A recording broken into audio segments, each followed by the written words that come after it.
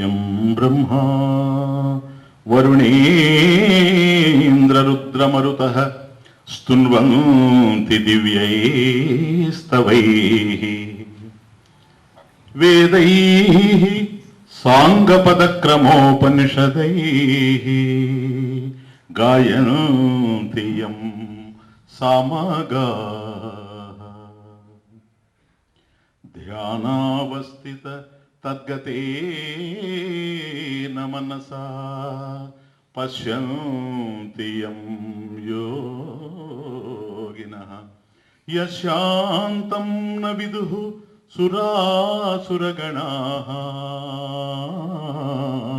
దేవాయ తస్మై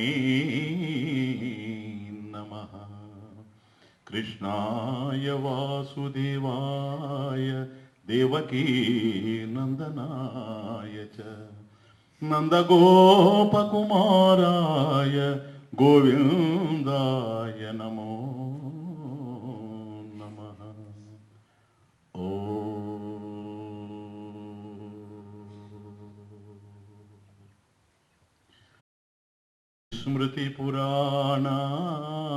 స్మృతిపురాణానాం ఆలయం కరుణాలయం నమామి భగవత్పాద శంకరం లోకశంకరం. గాలి మనకు దగ్గరగానే ఉన్నా, మన చుట్టే తిరుగుతూ ఉన్నా, చేతిగుడ్డను ఓ అట్టముక్కను లేదా ఒక విసన కర్రను ఆడిస్తే కానీ అది ఉన్నట్లుగా తెలియదు. అందువల్ల ఇట్లంటే గాలి తెలుస్తుంది. ఇప్పుడు గాలి లేదు అనుకుంటున్నాం, ఇలా అనగానే తెలుస్తుంది. కాబట్టి విసనకరణ అట్లా ఆడిస్తానే గాలి ఉంది అనేది మనకు అర్థం. ఏదైనా ఈ ప్రపంచంలో అట్లాగే ఉంటుంది. ఏది ఉన్నా అది మనకు తెలిసినప్పుడే అది ఉన్నట్లు అర్థమవుతూ ఉంటుంది. తెలియనప్పుడు లేనట్లే ఉంటుంది. వస్తువు మన కళ్ళ ముందే దోబూచులాడుతూ ఉండిన, ప్రస్ఫుటంగా ఉండిన, ప్రత్యక్షంగా ఉండిన చీకట్లో అది కనిపించదు. అంటే చీకట్లో ఏ వస్తువు అయితే మనకు కనిపించకుండా ఉందో అది లేనిది కాదు, ఉన్నదే. కానీ ఉన్నట్లు తెలియంది. కారణం చీకటి ఉంది కనుక. కాబట్టి వెలుగు రావాలి. వెలుగు రాగానే ఈ వస్తువు ఉంది అనేది మనకు తెలుస్తూ ఉంటుంది. పవిత్రమైనటువంటి గాలిలాగా గోవిందుడు మనతోనే ఉన్నాడు, మన చుట్టూ ఉన్నాడు. గాలి ఎట్లాగైతే ప్రాణాన్ని అందిస్తూ ఉందో, ప్రాణాన్ని అందించేటువంటి గాలి మనకు దగ్గరగానే ఉందో, ఎప్పుడు దూరం కాకుండా ప్రాణనాథుడైనటువంటి గోవిందుడు కూడా మనకు దగ్గరగానే ఉన్నాడు, దూరంగా మాత్రం లేడు. కాకపోతే విసిరినప్పుడే గాలి ఉన్నట్లు తెలుస్తూ ఉంది. జ్ఞానం విరబూసినప్పుడే గోవిందుడు ఉన్నట్టుగా తెలుస్తాడు. అంటే గాలి ఉన్నా, వెలుగు ఉన్నా, తలుపులు మూసేసామనుకోండి, బయట గాలి ఉంది, బయట వెలుగు ఉంది. కానీ తలుపులు కనుక మూస్తే గాలి రాదు, వెలుగు ఉండదు. కాబట్టి గాలిని, వెలుగును తలుపులు నిరోధిస్తూ ఉన్నాయి. గోవిందుడి యొక్క జ్ఞానాన్ని మన తలుపులు నిరాకరిస్తాయి, నిరోధిస్తాయి. అక్కడ తలుపులు, ఇక్కడ తలుపులు, అంతే, ఇంకేమీ లేదు. ఆ తర్వాత పరమేశ్వరుని బయట ఉంచుతాయి, ప్రపంచాన్ని లోపల పెడతాయి. మాయల్ని దగ్గరగా తీసుకొని వస్తాయి, మహిమల్ని దూరం చేసేస్తాయి. వీటినే ప్రియమైనవిగా మనం భావిస్తున్నాం ఈ ప్రపంచంలో. అది తమాషా. వీటినే ప్రేమలు అని మనం పిలుస్తాం. ఇవే ప్రియములుగా, ప్రేమలుగా మనకు కనిపిస్తూ ఉంటాయి, వినిపిస్తూ ఉంటాయి, అనిపిస్తూ ఉంటాయి. ఒక సత్యం మనందరికీ తెలుసు, దేనికైతే ఆది ఉంటుందో దానికి అంతం ఉంటుంది అనేది మనకు తెలుసు. ప్రేమకు కూడా ఆది ఉంటుంది, ఒక దశలో ప్రేమ కదులుతుంది, కనుక ప్రేమకు కూడా అంతం ఉంటుంది. మిమ్మల్ని నేను ప్రేమిస్తున్నా, నన్ను మీరు ప్రేమిస్తూ ఉన్నారు. ఎప్పటి నుంచి ప్రేమిస్తున్నారనే ప్రశ్న పడింది అనుకోండి, కాలవాచకం మళ్ళీ. ఏదో ఒక క్షణంలో నేను మీకు తెలిసాను, నేను ఎక్కడైతే మీకు పరిచయం అయ్యానో ఆ క్షణం నుంచి నన్ను మీరు ప్రేమిస్తున్నారు అని అర్థం. అంటే ప్రేమ ఆరంభమైంది. ప్రేమ ఆరంభమైంది గనక దానికి అంత్యం కూడా ఉంటుంది. ఈ ప్రపంచంలో ప్రేమలన్నీ ఇలాగే ఉంటాయి. ఎవరినైనా ప్రేమించండి, తల్లిని కానీ, తండ్రిని కానీ, బిడ్డని కానీ, భార్యని కానీ, తమ్ముడిని కానీ, అన్నని కానీ, చెల్లెల్ని కానీ, అక్కని కానీ, తాతని కానీ, మనవని కానీ, మామని కానీ, అల్లుడిని కానీ, మిత్రుల్ని కానీ, బంధువుల్ని కానీ, ఎవరిని ప్రేమించినా ఇంతకన్నా మరో విధంగా ఉండేందుకు అవకాశం లేదు, వస్తువుల్ని కానీ. కనుక ఒక వ్యక్తిని మనం ప్రేమిస్తాం, ఏ కారణం చేతనైనా అతను మనకు దూరమైన లేదా మరణించిన మనం దుఃఖిస్తాం. కాబట్టి ఆ వ్యక్తిని ప్రేమించడం అనేది ఎప్పుడైతే జరిగిందో, ఆ వస్తువుని ప్రేమించడం ఎప్పుడైతే జరిగిందో, ఆ విషయాన్ని ప్రేమించడం ఎప్పుడైతే జరిగిందో, పరిమితమైనటువంటి ఈ వస్తువులు, వ్యక్తులు, విషయాలు మన హృదయంలో ఒక సంచలనాన్ని కలిగిస్తాయి, ఒక దశలో సంతాపాన్ని దించుతాయి. ఓకే, కాబట్టి ప్రేమలన్నీ ఇట్లాగే ఉంటాయి. అంటే ఈ ప్రపంచంలో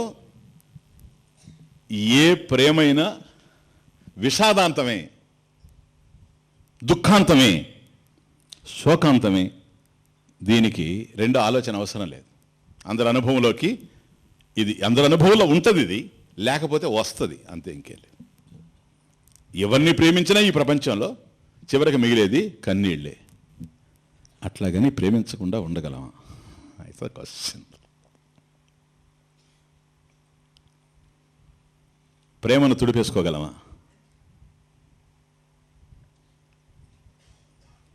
ప్రేమను పారేసుకోగలమా? ప్రేమించకుండా బ్రతకగలమా? ప్రేమించే మనసును ప్రేమించకుండా ఆపగలమా? చాలా కష్టం. ఎందుకో తెలుసా? మనందరిలో ఉండేది ప్రేమే. అసలు ఈ ప్రపంచమే ప్రతిదీ ప్రేమతో ముడిపడి ఉంది. ఒక గ్రహం మరో గ్రహాన్ని ఆకర్షిస్తూ ఉందంటే attraction. That attraction is nothing but love. అన్ని చోట్ల ప్రేమే. ఒక రాయి పైన వేస్తే కిందకి పడుతుందంటే భూమి దాన్ని ఆకర్షిస్తుందంటే ప్రేమ. ఎక్కడ ఆకర్షణ ఉంటే అక్కడ ప్రేమ ఉందని అర్థం. కాబట్టి ఈ ప్రపంచం అంతా కూడాను ప్రేమతో నిండిపోయి ఉంది. మన హృదయంలో సహజంగా ఉంది, స్వాభావికంగా ఉంది ప్రేమ.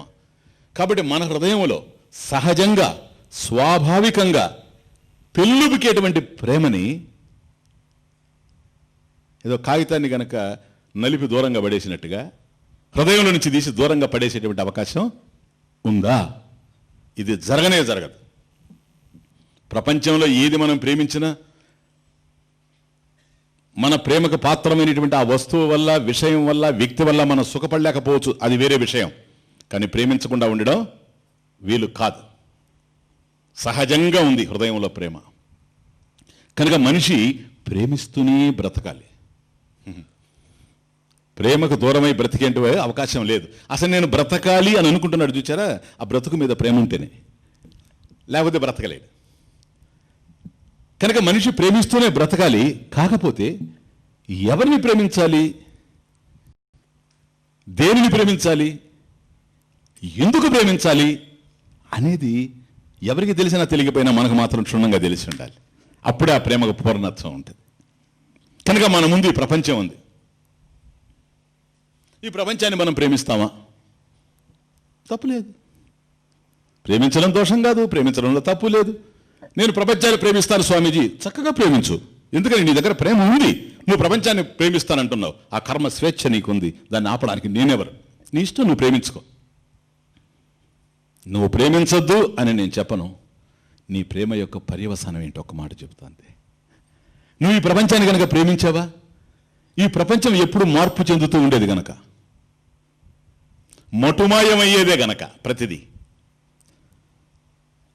ఒకరోజు మాత్రం ఈ ప్రేమ నీ హృదయంలో శోకాన్ని దించుతుంది అనేది మాత్రం నేను చెప్పగలను అంతే. కాబట్టి మనకు ఉండడానికి మన ప్రేమ హృదయంలో ఉంది. ఇది రెండే మనకున్నాయి. ఒకటి ప్రపంచం, రెండోది పరమేశ్వరుడు. ప్రపంచాన్ని ప్రేమిస్తావా? ప్రేమించు. పరమేశ్వరుని ప్రేమిస్తావా? ప్రేమించు. కానీ ప్రపంచాన్ని కనుక ప్రేమించావా? ప్రపంచం అంటే మార్పు చెందేదే గనక, ఇలా మార్పు చెందేటువంటి ప్రపంచం, మొటమాయమయ్యేటువంటి ప్రపంచం, మరణ సదృశంగా ఉండేటువంటి ప్రపంచం ఏ రోజైనా సరే మారణ హోమాన్ని సృష్టించకపోదు. కానీ పరమేశ్వరుని కనుక ప్రేమించావనుకో, ఆయన మారేవాడు కాడు, ఆయన మోక్షరూపుడు కనుక మనకు సుఖాన్ని పంచుతాడు, మన హృదయంలో ఆనందాన్ని దించుతాడు, మన బ్రతుకులో శాంతిని ఉంచుతాడు. అర్థమవుతుంది? ఏం కావాలో తాత్కాలికంగా ఉండి బంగారు జింకల్లాగా మనల్ని రెచ్చగొట్టి జీవితాన్ని అన్యాయం చేసేటువంటి ప్రాపంచిక ప్రేమల, ప్రపంచానికి సంబంధించిన ప్రేమల, వ్యామోహాల, లేకపోతే నిరంతరం మనకు శాశ్వతమైనటువంటి ఆనందాన్ని, తృప్తిని, సుఖాన్ని, శాంతిని మన హృదయంలో పదిలపరిచేటువంటి పరమేశ్వరుని యొక్క ప్రేమ, ఈ ప్రేమ ఏ వైపుకు పోవాలి అనేది మనమే నిర్ణయించుకోవాలి.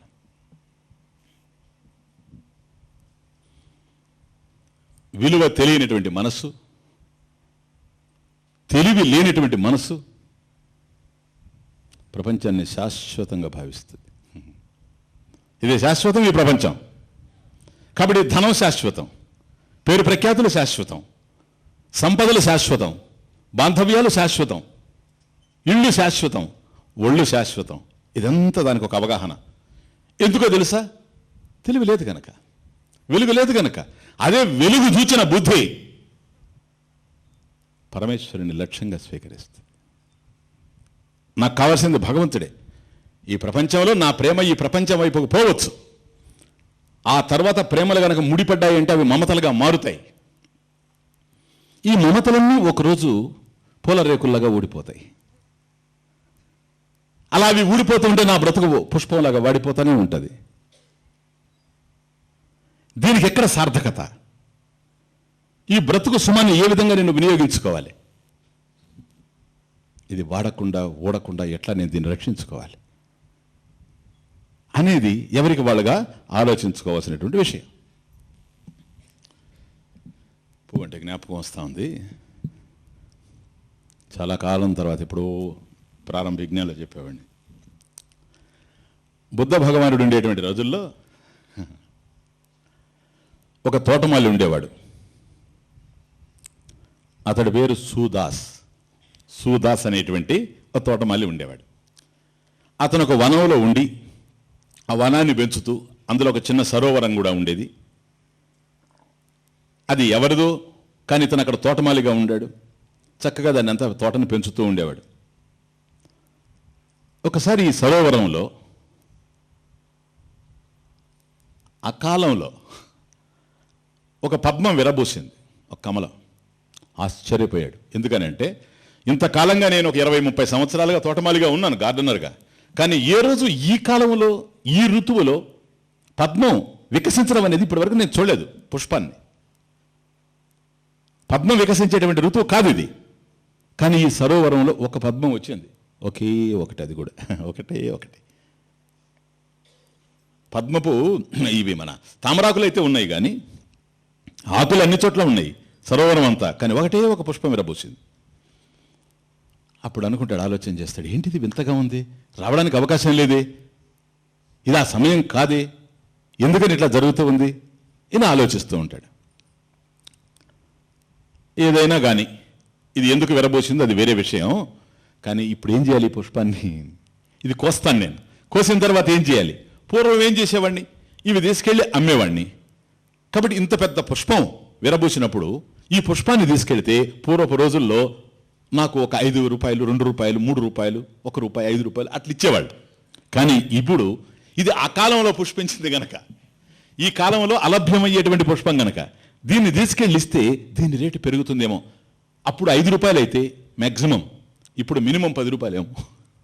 అందుకని దీన్ని తీసుకెళ్ళి మార్కెట్లో ఇస్తే ఏదో డబ్బు వస్తుంది, ఏదో నేను నాకు కావాల్సిన కొనుక్కుంటాను, పేదవాడు గనక అని అభిప్రాయపడి దగ్గరికి వెళ్ళి ఆ పుష్పాన్ని కోసాడు. కోసి దాన్ని తీసుకొని పోతా ఉన్నాడు. ఎక్కడికి? మార్కెట్కి. మార్గ మధ్యంలో ఒక వర్తకుడు ఎదురుపడ్డాడు. అతను చూసి, అబ్బాయి ఎవరు నువ్వని? నేను ఇట్లా పలానా తోటమాలండి. ఆహా, అట్లాగా, ఇదేంటిది? ఈ పుష్పం ఎక్కడి నుంచి వచ్చింది నీకు? ఈ కాలంలో ఇది లభ్యం కావడానికి అవకాశం లేదు, అలభ్యమే. అవునండి, అది నాకు కూడా తెలుసు. మరి ఏంటిది? ఏమండి, 30 సంవత్సరాలుగా గార్డెనర్గా ఉన్నాను, ఎప్పుడు చూడలేదు, మొట్టమొదటిసారి చూశాను. నాకు ఆశ్చర్యంగా ఉంది, అందుకని కోసి తీసుకొని వెళుతున్నా. ఎక్కడికి తీసుకెళ్తున్నావు దీన్ని? మార్కెట్కి తీసుకెళ్తున్నా. ఎందుకని? దీన్ని అమ్ముదామని. అమ్ముతావా? ఎంతకు అమ్ముతావు? ఆ వర్తకుడు, ఇది పూర్వంలాగా కాదులేండి, ఎప్పుడూ లభ్యమయ్యేది కాదు కదా, ఈ సమయంలో లభ్యం కాదు కదా, అలభ్యమైనటువంటి పుష్పం కదా, కాబట్టి దీని రేటు వేరుగా ఉంటుంది. ఆ రోజుల్లో అయితే ఏదో నేను 5 రూపాయలకి అట్లా ఇచ్చేవాడిని కానీ అంటాడు, మ్యాక్సిమం చెప్తాడు. అతను అన్నాడు, పోనీ ఇప్పుడు ఎంత చెప్తావా అని. ఇప్పుడు చాలా అవుతుంది, ఎంతైనా పర్వాలేదు నేను కొంటాను, నువ్వు చెప్పు. ఎప్పుడైతే అతను ఆ ఎంఫసిస్ చూశాడో, ఓహో ఇతను ఎంతైనా కొనేటట్టుగా ఉండాడు, పైగా వర్తకుడు, డబ్బు గలవాడు. ఏమండి, ఇది మీరు కొనలేరులేండి, నేను చాలా ఎక్కువ ధరకు అమ్మాలనుకుంటున్నా. ఎంతకు అమ్మాలనుకుంటున్నావు? 100 రూపాయలకి అమ్మాలనుకుంటున్నా. వాడు ఆశ చూడండి, 2 రూపాయలు 3 రూపాయలు, దాన్ని 100 రూపాయలు. ఆయన ఇమీడియట్గా ఆలోచన లేకుండా, 100 కదా తీసుకో, ఆ పుష్పం నాకు ఇచ్చేయను. వీడికి ఆలోచన కదిలింది. అతను కనుక కొద్ది సంశయించి ఉంటే వేరే విషయం. ఎప్పుడైతే అతను ఆలోచన లేకుండా అనాలోచితంగా ఇచ్చేశాడో, వీడు అడగగానే అతను అన్నాడు, సరేనండి 100 రూపాయలు పెట్టి ఈ పువ్వు కొంటున్నారు మీరు, ఎందుకంటే సాయంత్రానికి ఇది వాడిపోద్ది, అది వాడికి తెలుసు. ఎందుకని 100 రూపాయలు ఇచ్చి కొంటున్నాడు? ఇలా కొని దీన్ని ఏం చేస్తాడు అని అభిప్రాయపడి, ఏమండి ఈ 100 రూపాయలు ఇచ్చి కొంటున్నారు కదా, దీన్ని ఏం చేస్తారు మీరు అని అడిగాడు. నాయనా, ధనం శాశ్వతమైంది కాదు. మనిషి డబ్బును సంపాదిస్తాడు. డబ్బు తీసుకొని ఈ ప్రపంచానికి రాలేదు, కానీ డబ్బు తీసుకొని పోలేదు. ధనం ఉన్న వాళ్ళకంతా జ్ఞానం ఉంటుందని చెప్పడానికి లేదు. నాకు ధనం ఉంది, కానీ నేను ఒక మహాత్ముని చూడ్డానికి పోతున్నా. మన ఊరు పొలిమేరల్లోనే పలానా చోట ఒక తోటలో ఒక చెట్టు కింద ఒక మహాత్ముడు కూర్చొని ఉన్నాడు. అదిగో అందరూ పోతున్నారు, చూచావా ఆయన్ని చూడ్డానికి. ఎవరండి ఆయన? ఈ ప్రపంచంలో మనకు తెలిసి అంత ధనికుడు లేడు. శుద్ధోదన మహారాజు కుమారుడు సిద్ధార్థుడు బోధి వృక్షం కింద కూర్చొని 12 సంవత్సరాలు తపస్సు చేసి బుద్ధుడిగా మారినటువంటి వ్యక్తి. ధనం లేక కాదు, సౌందర్యం లేక కాదు, భార్య లేక కాదు, బిడ్డ లేక కాదు, కానీ ఇవన్నీ అశాశ్వతం అనుకొని వెళ్ళాడు. అటువంటి మహానుభావుడు ఆయన ఏదో వెళుతూ వెళుతూ వెళుతూ ఈ మార్గ మధ్యంలో ఇక్కడ విడిది చేస్తున్నాడని తెలిసింది. అందరూ వెళ్ళి దర్శించి వస్తున్నారు. ఆయన్ని దర్శించడానికి వెళుతూ ఉన్నా ఈ కాలంలో అలభ్యమయ్యేటువంటి ఈ పుష్పాన్ని, అందులో పద్మం జ్ఞానానికి సంకేతం కనుక ఇటువంటిది తీసుకెళ్ళి ఆ మహానుభావునికి ఇస్తే బాగుంటుంది అని ఆయనకి ఇవ్వడానికి నేను అడుగుతున్నా. 100 రూపాయలు అనేది పెద్ద విషయం కాదు ఆ మహాత్ముడి విషయంలో, కనుక నాకు ఇవ్వు అని. వీడికి కొద్ది ఆలోచన కదిలింది. చాలామంది పోతా ఉన్నారు అట్లా. ఇతను 100 రూపాయలు అంటున్నాడు, ఇంకోటి గమ్మితే 200 ఇస్తాడేమో. ఇంతే, ఇది లైఫ్ అని వీడు ఆలోచన చేసి అన్నాడు, సరే అండి, ఏమరా నా మనసు మారిందండి. మారేదాన్ని మనసు అంటారు. మనసు ఏంది మారేది? మనం అంటుంటాం ఆయనకి మనసు మారినట్టుంది, లే మారేదాన్ని మనసు అంటారు. ఇదొక్కటే మనకు అర్థం కావాలి, ఇది మారని సత్యం. వీడు మనసు మారిపోయిందండి, నేను ఇవ్వనన్నాడు. అతను అనుకున్నాడు వీడు తిక్కలోడు ఉన్నాడు అని అనుకొని అతని దారిని అతను వెళ్ళాడు. వీడు పోతూ ఉంటే ఒక జమీందారు పోతున్నాడు. ఆయన పాపం ఒక సారట్లో పోతూ ఆయన ఆగి, ఇదేంటి? అదే ప్రశ్న మళ్ళీ, ఇది ఎక్కడ ఇప్పుడు అవలభ్యమైంది, ఇది ఎట్లా నీకు దొరికిందని. అయ్యా మా సరోవరంలో ఒకే పుష్పం పుష్పించింది, అట్లాగా నాకు ఇస్తావని. ఆయన 100 రూపాయలు అడిగితేనే పలానా శెట్టి గారు నేను ఇవ్వలేదు. వీడు రెఫరెన్స్. ఆయన పోనీ 1000 రూపాయలు తీసుకొనిరా.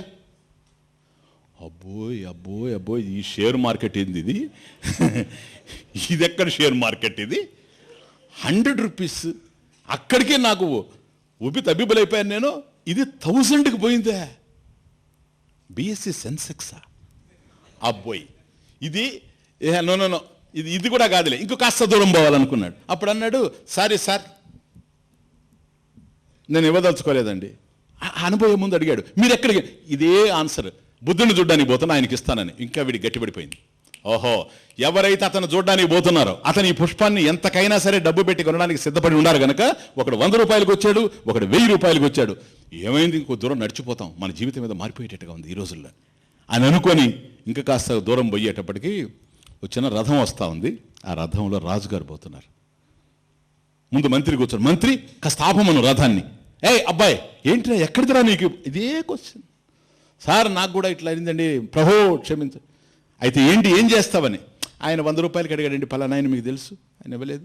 తర్వాత పలానా జమీందారు గారు 1000 రూపాయలకి అడిగాడండి, ఆయనకి ఇవ్వలేదు. అట్లాగా పోనీ నాకు ఇచ్చేసి 10,000 రూపాయలు తీసుకోబో ఖజానానికి వెళ్ళి. ఆ రోజుల్లో 10,000 బిల్ గేట్స్ అయిపోతాడు వీడు. 10,000 అంటే ఆ రోజుల్లో చిన్న విషయం, బుద్ధుడు రోజుల్లో 4,000 సంవత్సరాల క్రితం విషయం. ఓహో, వీడన్నాడు, మహాప్రభు క్షమించండి, ఈ పువ్వు 10,000 రూపాయలు కొని మీరు ఏం చేస్తారండి అని. మహాత్యాగి బుద్ధ భగవానుని చూడ్డానికి పోతున్నానయ్యా, అందుకని అది ఆయనకి ఇస్తాను, నువ్వు తీసుకోపో నా ఖజానాలో. వీడన్నాడు, క్షమించండి మహాప్రభు, నేను ఇవ్వలేను. ఆయనకి లేట్ అయిపోతుంది. మంత్రి వీడేదో పిచ్చాడు ఉన్నాడు, పద కమాన్, వెళ్ళిపోయారు. వీడు ఎత్తుకొని ఇంకేమనుకుంటాడంటే, ఎక్కడైతే బుద్ధుడు ఉన్నాడో అక్కడికే పోతే ఇప్పటివరకు 10,000 రూపాయలకి వచ్చింది, ఏమైనా అదృష్టం బాగుంటే 1,00,000 కూడా అవుతుందేమో అని అనుకొని అక్కడికి వెళ్ళాడు. తీరా అక్కడికి వెళ్ళిన తర్వాత జనమంతా ఉండారు. మధ్యలో బుద్ధుడు అట్లా కూర్చొని ఉండాడు ఆ చెట్టు దగ్గర. జనం అలా ఎవ్వరు మాట్లాడడం లేదు, చెట్టులో ఆకులు కదలడం లేదు, కింద మనుషులు కదలడం లేదు. అంత ప్రశాంతమైన వాతావరణం. బుద్ధుడిని చూచాడు డైరెక్ట్గా. వీడు చేతిలో పువ్వు ఉంది. చూచిన వాళ్ళందరికీ ఆశ్చర్యంగా ఉంది, ఈ పువ్వు ఎక్కడిది వీడికి, ఈ సమయంలో ఎక్కడిది, ఈ ఋతువులో అని. వీడు బుద్ధుడిని చూచాడు. ప్రపంచంలో లేనటువంటి శాంతి ఆయన ముఖంలో గోచరిస్తూ ఉంది. ఎవరిలో లేనటువంటి తృప్తి ఆ వ్యక్తిలో కనపడతా ఉంది. ఎందరినో చూచాను ఇప్పటి వరకు, ఇంత శాంతిగా ఉండేవాళ్ళని చూడలేదు, ఇంత ప్రశాంతంగా ఉన్న వాళ్ళని చూడలేరు. ప్రపంచంలో ఉన్న సుఖమంతా ఆయన హృదయంలోనే నిక్షిప్తమైనట్టు కనపడతా ఉంది అని అనుకుంటూ ఒక్కొక్క అడుగు పెడుతున్నాడు వాడు. అంత ఇంకేం లేదు. అరే ఇదేమిటిది, ఇలాంటి వ్యక్తులు కూడా ఉంటారా, ఏమిటి ప్రశాంతత, నాకు ఇంకొక ఆలోచనే కదలడం లేదు ఇతను చూస్తూ ఉంటే అని అనుకుంటూ మెల్లగా అడుగులో అడుగు వేసుకుంటూ దగ్గరికి వచ్చాడు ఆ పువ్వును పట్టుకొని. తీరా అక్కడ వచ్చి నిలబడ్డాడు. బుద్ధుడు ఇలా కూర్చొని ఉన్నాడు. ఆడికొచ్చి 2 చేతులు ఎత్తి దండం పెడతాడు బుద్ధుడికి. చేతిలో పువ్వు అట్లాగే ఉంది. నాయనా ఏంటమ్మా అలా చూస్తున్నావు, నీకేం కావాలి, ఏం కావాలి. బుద్ధుడు వెంటనే ఏడుస్తూ మహాత్మా ఇది తీసుకోండి అంటాడు. నో బార్గైన్, ఇది తీసుకోండి అంటాడు. బుద్ధుడు అట్లా ఆ పుష్పాన్ని తీసుకున్నాడు. బోరున ఏడుస్తూ ఆయన పాదాల మీద పడి, ఈ కాలంలో అలభ్యమైనటువంటి ఈ పుష్పాన్ని మీరు స్వీకరించండి, ఎవరికీ లభ్యం కానిటువంటి మీలో ఉన్న శాంతిని నాకు ప్రసాదించండి. ఈ పాద పద్మాలకు నన్ను దూరం చేయబాకండి, నీ చరణ కమలాలకు నన్ను దూరం చేయబాకండి అని బోరుని ఏడుస్తాడు. అరే 5 రూపాయలకు వచ్చేటువంటి పుష్పాన్ని 10 రూపాయలకి కొనాలని అభిప్రాయపడినటువంటి వాడు, ఎవరన్నా కొంటారని 100 రూపాయలు వస్తుంది అనుకున్నవాడు, 1000 రూపాయలు వస్తుంది అనుకున్నవాడు, 1,00,000 రూపాయలు వస్తుంది అనుకున్నవాడు, ఇప్పుడు ధనం అవసరం లేదు. ఇంతవరకు ధనానికి విలువ, ఇప్పుడు దైవానికి విలువ. అర్థమవుతా ఉంది? దైవానికి విలువ. ఆ పద్మాన్ని, ఆ పుష్పాన్ని బుద్ధుడికి సమర్పించి సూదాసు ధన్యుడైపోయాడు. మన బ్రతుకు పుష్పాన్ని భగవంతుడికి సమర్పించి మనం కూడా ధన్యులం కావాలి. ఎందుకని ఎప్పుడైనా ఈ రేకులు వాడిపోతాయి. ఇదొక్కటే మనం మర్చిపోయాడు.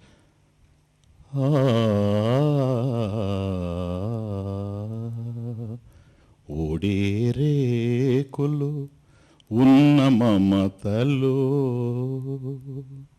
ఓడే రేకులు ఉన్న మమతలు, వాడే పువ్వులే భువిలో ప్రేమలు, ఓడే రేకులే ఉన్న మమతలు, వాడే పువ్వులే భువిలో ప్రేమలు, గూటికి గూవకు వీడ్కోలు పలికి, గూటికి గూవకు వీడ్కోలు పలికి, గోవిందుని నిజ భజనలో కులికి. దానికి వీడుకోలు పలకాల, ఈ భజనలో కులకాల. గోవకు గూటికి వీడ్కోలు పలికి, గోవిందుని నిజ భజనలో కులికి. సాగవే మనస కొనసాగవే మనస, కొన ఊపిరిదాకా అరమరికలు లేక సాగవే మనస. ఏ సందేహం అవసరం లేదు. కొన ఊపిరి దాకా అరమరికలు లేక సాగవే మనస, కొనసాగవే మనస. ఎందుకని? ఈ గూడు శాశ్వతం కాదు, ఈ గువ్వ శాశ్వతం కాదు. గువ్వ ఎగిరిపోయేదే, గూడు చెదిరిపోయేదే. మమతలన్నీ అట్లాగే ఉంటాయి ఈ ప్రపంచంలో. కనుక సూదాస జన్మ ఎట్లాగైతే ధన్యమైపోయిందో, బ్రతుకు పుష్పాన్ని భగవంతునికి సమర్పించి మన జీవితాన్ని కూడా ధన్యం చేసుకోవాలి. కానీ ఇవన్నీ జరగాలి అంటే పురుషార్థ నిశ్చయం ఉండాలి. నంబర్ 1 పురుషార్థ నిశ్చయం ఉండాలి. కొన్ని సత్యాలు మనసుకు పట్టాలి, కొన్ని విలువలు ధర్మాలు వంటబట్టాలి, మాయలు దూరం కావాలి, మహిమలు చేరువ కావాలి. ఇవన్నీ జరగాలి. కానీ ఇవన్నీ అవగాహనతోనే జరుగుతాయి, ఇంకొక విధంగా జరిగేందుకు అవకాశం లేదు. అందుకని ఏదో కొంత ఈ విషయంలో అవగాహనను కల్పించడానికి మనకు ఉపకరించేటువంటి గ్రంథాలలో అతి ముఖ్యమైనటువంటిది భజ గోవిందం. ఇది భజ గోవిందం యొక్క ప్రవేశం మన జీవితంలో, దాని యొక్క ప్రాశస్త్యం ఇది. ఈ విధంగా ఒక మనిషిలో ఒక పరివర్తన తీసుకొని వచ్చేటువంటి గ్రంథం ఇది. ప్రవర్తనలో ఒక పరివర్తన, దృక్పథంలో ఒక పరివర్తన, ఆలోచన విధానంలో ఒక పరివర్తన, లక్ష్య సాధనలో ఒక పరివర్తన, సాధనలో ఒక పరివర్తన. కాబట్టి అన్ని చోట్ల ఒక మార్పు, అవగాహనతో మార్పు తీసుకొని వచ్చేటువంటి గ్రంథం ఇది. క్షణానికి మనకు అర్థమవుతూ ఉంటే, ఇది సుస్థిరంగా మన హృదయంలో కనుక నిలిస్తే మాయ నుంచి దూరమై మహిమకు చేరువయ్యేటువంటి అవకాశం ఉంటుంది. ఇది భజ గోవిందం. భజ గోవిందం భజ గోవిందం, గోవిందం భజ మూఢమతే, గోవిందం భజ మూఢమతే. భజ గోవిందం భజ గోవిందం, గోవిందం భజ మూఢమతే, గోవిందం భజ మూఢమతే. సంప్రాప్తే సన్నిహితే కాలే, సంప్రాప్తే సన్నిహితే కాలే, నహి నహి రక్షతి డుకృంకరణి. భజ గోవిందం భజ గోవిందం, గోవిందం భజ మూఢమతే, గోవిందం భజ మూఢమతే, గోవిందం భజ మూఢమతే. భజ గోవిందం భజ గోవిందం భజ గోవిందం. గోవిందుణ్ణి భజించు, గోవిందుణ్ణి సేవించు, గోవిందుణ్ణి స్మరించు అంటూ 3 సార్లు పలుకుతూ ప్రారంభమయ్యేటువంటి ఈ గ్రంథం మన జీవితంలో చాలా అవగాహనను పెంచుతుంది. ఈ ప్రపంచం ఎలా అశాశ్వతమో మనకు తెలియజేస్తుంది భజగోవిందం ఉండేటువంటి కేంద్ర విషయం. ఈ ప్రపంచం ఎలా అశాశ్వతమో మనకు తెలియజేస్తుంది. అర్ధకామాల యొక్క అయోమయాన్ని అర్థమయ్యేలాగా చేస్తుంది. ఆవేశాల్ని అరికట్టేది ఎలాగో క్షుణ్ణంగా తెలియజేస్తుంది. దురాశల్ని పేరాశల్ని దూరం చేస్తుంది. ముఖ్యంగా పురుషార్థ నిర్ణయం ఒకటి, ఆ తరువాత పరమ పురుషార్థమైనటువంటి మోక్షం ఏదైతే ఉందో దాన్ని ప్రవేశపెడుతుంది. క్షుణ్ణంగా వివరించదు కానీ పరమ పురుషార్థమైనటువంటి మోక్షాన్ని కూడా మనకు అర్థమయ్యేలా చేసి చివరగా గురు చరణాంబుజ నిర్భర భక్త అంటూ 31వ శ్లోకంలో గురుదేవుని యొక్క వైభవాన్ని శ్లాఘిస్తూ గురు భక్తిని స్తుతిస్తూ సమాప్తం అయిపోతుంది ఈ భజగోవిందం అనేటువంటి గ్రంథం. అందుకని ఈ భజగోవింద శ్లోకాలకి దీనికి భజగోవిందం అనే ప్రాచుర్యం, కానీ దీనికి మోహముద్గర అనే పేరు కూడా ఉంది. మోహముద్గర అంటే మోహానికి ఇది ముద్గరహ. ముద్గరహ అంటే సంస్కృతంలో సమ్మెట లేక సుత్తి అని అర్థం. కాబట్టి ఒక సుత్తితో వస్తువుని కొడతాం మనం, అది పగిలిపోతుంది. సమ్మెట పోటు అంటాం, అంటే అది సామాన్యమైనటువంటి పోటు కాదని అర్థం. సమ్మెట పోటు పడిపోయింది అంటే దాని అర్థం ఏంటో తెలుసా? పెద్ద తగలాల్సిన దెబ్బ తగిలిందని అర్థం. ఒక కుండను తీసుకొని దాని మీద సమ్మెట పోటు వేశాడు అనుకోండి, ఇంకా అది పగిలే అవకాశమే లేదు. అట్లాగే మోహం అనేటువంటిది ఉంటే దాని మీద ఇది సమ్మెట పోటు అని అర్థం. It is the hammer that strikes at a delusion. It's the hammering delusion. అందువల్ల మోహముద్గరహ, ముద్గరహ అంటేనే సుత్తి లేక సమ్మెట. ఆ విధంగా మోహాన్ని ఛిద్రం చేసేది, వినాశం చేసేది, నశింపజేసేది కనుక భజగోవింద శ్లోకాలకి మోహముద్గర అనేటువంటి పేరు కూడా ఉంటుంది. ఇది 31 శ్లోకాలు. వీటి వెనుక ఒక ఐతిహ్యం ఉంది. అంటే ఆదిశంకరాచార్య స్వామి దిగ్విజయ యాత్రను చేశారు, అది మనకు తెలుసు. ఆ రోజుల్లో కేవలం ఎద్దుబండ్లు మాత్రమే ప్రయాణ సాధనాలుగా ఉన్నటువంటి రోజుల్లో ఆసేతు హిమాచల పర్యంతం పర్యటించి సనాతన ధర్మాన్ని, ముఖ్యంగా ఆ రోజుల్లో అనేక రకాలైనటువంటి సిద్ధాంతాలు, రాద్ధాంతాలు, ఈ దౌర్భాగ్యాలంతా ఇప్పటికన్నా ఎక్కువగా ఉన్నటువంటి రోజుల్లో ఇప్పుడుండేటువంటివన్నీ అర్ధరహితమైనవి. అవి అట్లా కొనసాగుతున్నాయి, అలా పట్టుకుంటే పోతాయి. కానీ ఆ రోజుల్లో అట్లా కాదు.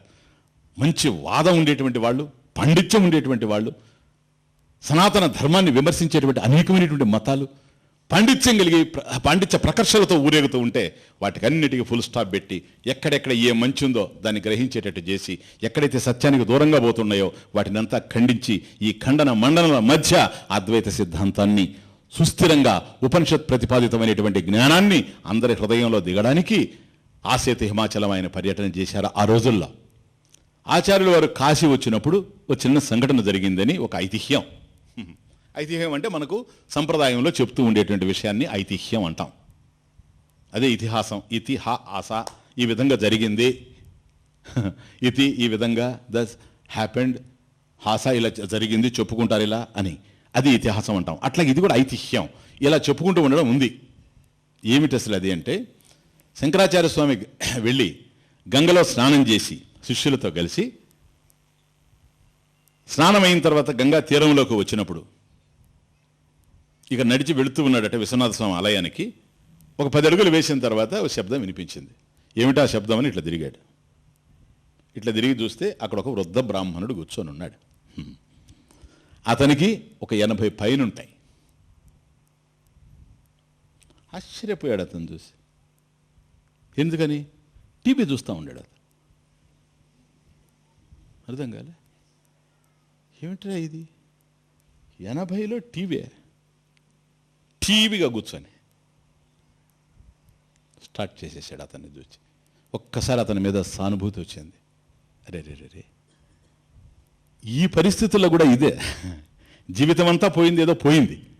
ఇప్పుడు ఏం చేస్తున్నాడు? డుక్రుంకరణే డుక్రుంకరణే డుక్రుంకరణే డుక్రుంకరణే. అది పాణిని మహర్షి వ్యాకరణం ఏదైతే ఉందో అందులో ధాతుపాఠావళిలో ఉంది. ఇది ధాతుపాఠావళిలో, ధాతుపాఠంలో డుక్రుంకరణి అనేది ఒక ధాతు. అర్థమైందే? ఇప్పుడు మనకు విభక్తులు మనం చదువుకుంటాం కదా, డూము ఊలు ప్రథమా విభక్తి, నిన్నన్ గూర్చి గురించి చేతంచేన్ తోడంతోన్, అట్లాంటిది ఇది. ఇది 80వ సంవత్సరంలో అవసరమైందే. చూడండి, జీవిత సంధ్యా సమయంలో డుక్రుంకరణే చెప్తాను. ఆ డుక్రుంకరణే ఆ పండితులే కాదు, డుక్రుంకరణే పండితులు ఎప్పుడూ ఉంటారు. ఎందుకని? శంకరులు కూడా ఎప్పుడూ ఉంటాడు. లేకపోతే ఆ రోజు భజగోవిందం వచ్చింది, ఈరోజు ఎందుకు భజగోవిందం వస్తుంది? డుక్రుంకరణే ఉంది కనుకనే. అర్థమవుతుందే? లేకపోతే ఇప్పుడు భజగోవిందం అనవసరం. కేవలం ఆ డుక్రుంకరణే పండితుల కోసమే అయితే భజగోవిందం అనవసరం. ఇప్పుడు కూడా డుక్రుంకరణే పండితులు ఫుల్గా ఉండారు. అంటే 80లో అక్కడ ఒకడు కనపడ్డాడు, 90లో కూడా కనపడతారు ఇప్పుడు. అంటే వయసు మళ్ళినా కొందరికి, ఆయనకైతే డుక్రుంకరణే వ్యాకరణం, కొందరు అలా కాదు. 90 వచ్చినప్పుడు సినిమాల గురించి చర్చ.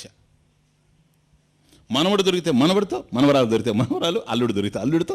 ఏమి చర్చ తెలుసా? సినిమాలు. ఆ రోజుల్లో సినిమాలు ఎట్లున్నాయి, ఈ రోజుల్లో సినిమాలు ఎట్లున్నాయి. ఏ రోజు తమరు పోతారా చెప్తే ఆ సినిమా ఎట్లుంటుందో.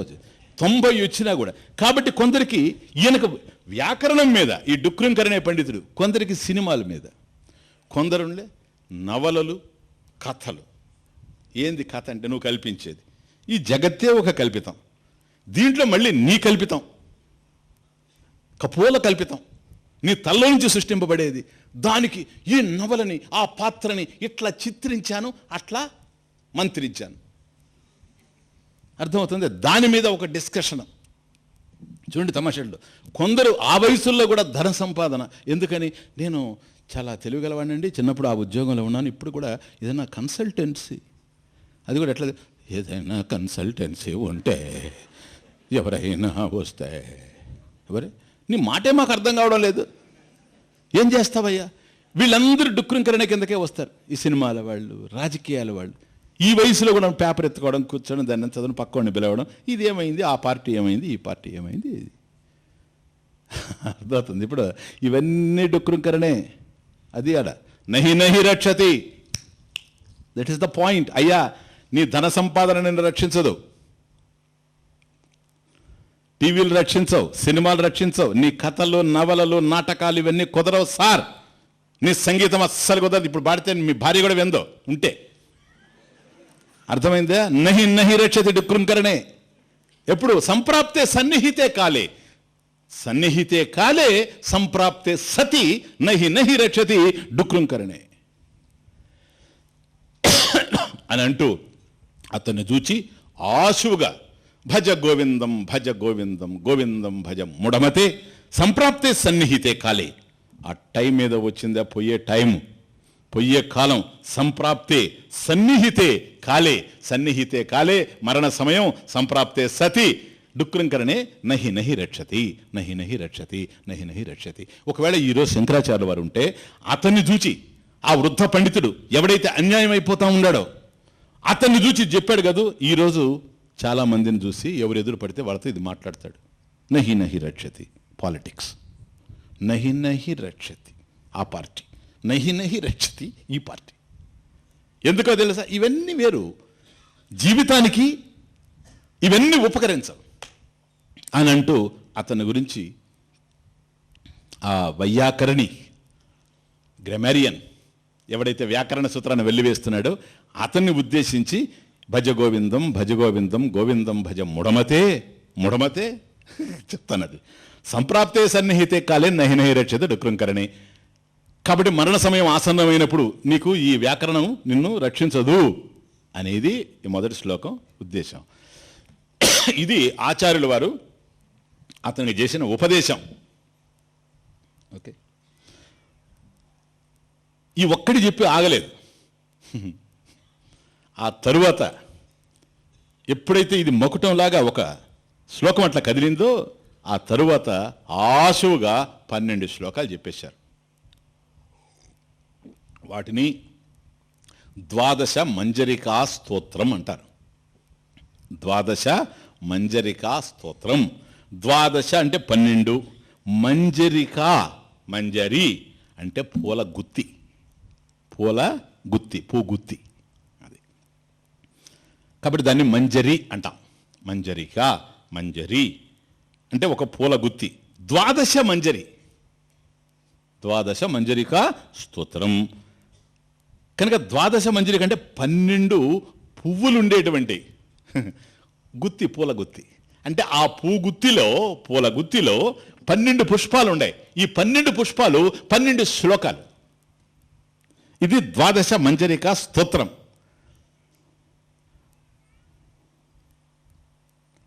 ద్వాదశ మంజరికాభిరశేషః కథితో వైయాకరణస్యైషః ఉపదేశో భూద్విద్యా నిపుణైః శ్రీమచ్చంకర భగవచ్చరణైః. అదే ది బ్యాక్గ్రౌండ్. సరేనా? ద్వాదశ మంజరికాభిః. ఆ ద్వాదశ మంజరిక అంటే 12 పువ్వులతో ఉండేటువంటి, పూలు అనేటువంటి శ్లోకాలతో ఉండేటువంటి ఈ స్తోత్రం అనేటువంటి పూల గుత్తి ఏదైతే ఉందో, ద్వాదశ మంజరికాభిః అశేషః కథితః వైయాకరణస్య ఏషః వైయాకరణస్యేషః. ఆ వైయాకరణి, ఆ వ్యాకరణం చదువుకున్న పండితుడు ఎవడైతే ఉండాడో అతన్ని ఉద్దేశించి చెప్పినటువంటివి ఈ 12 శ్లోకాలు. ఎవరు చెప్పారు దీన్ని? ఇది ఉపదేశం. ఉపదేశో భూద్విద్యా నిపుణై శ్రీమశంకర భగవత్ శరణై. విద్యానిపుణై, మహాజ్ఞాని. చెప్పినవాడు సామాన్యుడు కాదు. ఉపనిషత్తుల యొక్క రహస్యాలన్నిటి హృదయంలో నిక్షిప్తం చేసుకుని ఉన్నటువంటి వాడు, బ్రహ్మసూత్రాల్లో ఉండేటువంటి అమోఘమైనటువంటి సిద్ధాంతాలన్నీ కూడా తనలోనే నిక్షిప్తం చేసుకున్నవాడు ఈరోజు కేవలం వైయాకరణస్య కథితః ఏషః ఉపదేశః. కాబట్టి కేవలం ఆ వ్యాకరణ పండితుడు ఎవడైతే జీవితాన్ని వృధా చేసుకుంటూ ఉన్నాడో అతన్ని ఉద్దేశించి ఈ 12 శ్లోకాలు చెప్పడం జరిగింది. కాబట్టి చెప్పినవాడు సామాన్యుడు కాదు, అంటే ఈ భజగోవిందం స్థాయివాడు కాదు, కానీ అతని స్థాయికి ఇది చెప్పడం జరిగింది. కనుక విద్యానిపుణై శ్రీమత్ శంకర భగవత్ శరణై. శ్రీ శంకర భగవత్పాదుల వారు మహాగురు, అందరు అదృష్టంగా లభించిన వాడు మన సంస్కృతిలో. అటువంటి మహానుభావుని చేత కథితః. ఇది ఆ వైయాకరణికి చెప్పబడింది. కాబట్టి ఆ వ్యాకరణ పండితుడిని ఉద్దేశించి చెప్పబడినటువంటిది అని ఇది అర్థమవుతుంది మనకు. ఆ తరువాత అంటే దీనికి సందర్భం నేను చెప్పేది. కాబట్టి దీన్ని బట్టి మనకు అర్థమవుతుంది. ఎప్పుడైతే ఆచార్యుల వారు ఈ 12 శ్లోకాలు చెప్పారో కూడా 14 మంది శిష్యులు ఉండారట. ఇది కూడా ఐతిహ్యం. వాళ్ళందరూ ప్రభావితమై ఒక్కొక్కరు ఒక్కో శ్లోకం రాశారట వాళ్ళు. ఎందుకంటే చక్కటి మొకటం చాలా బ్రహ్మాండంగా ఉంది, గురుదేవులు రాసింది, మనం కూడా ఆ మార్గంలో పోవాలి. అది శిష్యుడంటే. శిష్యుడంటే గురువులో ఏ వైభవం ఉందో ఆ వైభవం నాలో ప్రతిఫలించాలి అని నిరంతరం గురువును ఆదర్శంగా చేసుకొని ఉండేటువంటి వాడు. గురువు ఎలా జీవిస్తున్నాడు అలా జీవించేటువంటి వాడు. ఇది చక్కటి ఆదర్శం, ఆదర్శ జీవనం ఇది. కాబట్టి ఆయన దగ్గర ఉండేటప్పుడు ఏం చేయాలి? శంకరాచార్య వారి దగ్గర ఉండి ఏం చేయాలి చెప్పండి? ఇదే చేయాలి, ఇంకేం చేస్తారు? ఇన్ని గ్రంథాలు ఆయన రచించినప్పుడు వాళ్ళు దానివల్ల ప్రభావితం అయ్యి ఉంటే ఆ మార్గంలో పోవాలి. అది శిష్యుడంటే. లేకపోతే బండ బరువే, గుండె బరువే. కనుక ఈ 14 మంది ఒక్కొక్క శ్లోకం రాశారు. ఇది 14 మంజరికా స్తోత్రం, అది 12 మంజరికా స్తోత్రం, ఇది 14 మంజరికా స్తోత్రం. అవి 12, ఇవి 14, మొత్తం కలిసి 26 అయినాయి. ఆ తరువాత శిష్యులందరూ వెళ్ళి గురుదేవా ఇదిగో మేము ఇది రాశాం, మేము ఇది రాశాం, మేము ఇది రాశామని చెబితే స్వామీజీ వచ్చి సంతోషపడి వాళ్ళని ఆశీర్వదించారట. నాయన ఇంతటితో ఆపబాకండి, దీన్ని కొనసాగించండి అని చెప్పి వాళ్ళని ఆశీర్వదించి చివరిగా అతి ముఖ్యమైనటువంటి 4 శ్లోకాలు ఆచార్యుల వారు చెబితే ఆయన చెప్పిన ఈ మొదట 12 మంజరికా స్తోత్రం 12, వీళ్ళు చెప్పింది 14 మంజరికా స్తోత్రం 14, ఆ తరువాత ఈయన ఆశీర్వాదంగా చెప్పినటువంటి శ్లోకాలు 4, మొత్తం కలిసి 30. ఈ వైయాకరణ పండితుడికి మొకటంలాగా మొదలు చెప్పాడే సంప్రాప్తే సన్నిహితే కాలే నహి నహి రక్షతడు కృంకరని భజ గోవిందం భజ గోవిందం గోవిందం భజ మూఢమతే.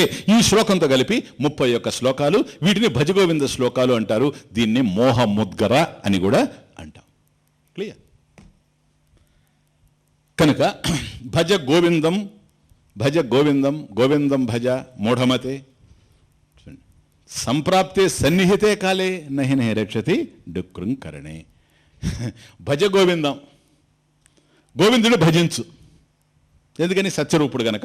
మొదట్లోనే మనం చూచాం, ప్రపంచాన్ని ప్రేమించి లాభం లేదు, పరమేశ్వరుణ్ణి ప్రేమించాలి. ఓకే, బాగుంది. ఎందుకని? సంప్రాప్తే సన్నిహితే కాలే నహి నహి రక్షతి. పరమేశ్వరుడి కన్నా, ఇక్కడ వ్యాకరణం కాదు ప్రధానం, పరమేశ్వరుడి కన్నా అన్యంగా ఉండే జ్ఞానాలన్నీ దీని కిందకే వస్తాయి, నహి నహి రక్షతి కిందకి వస్తాయి.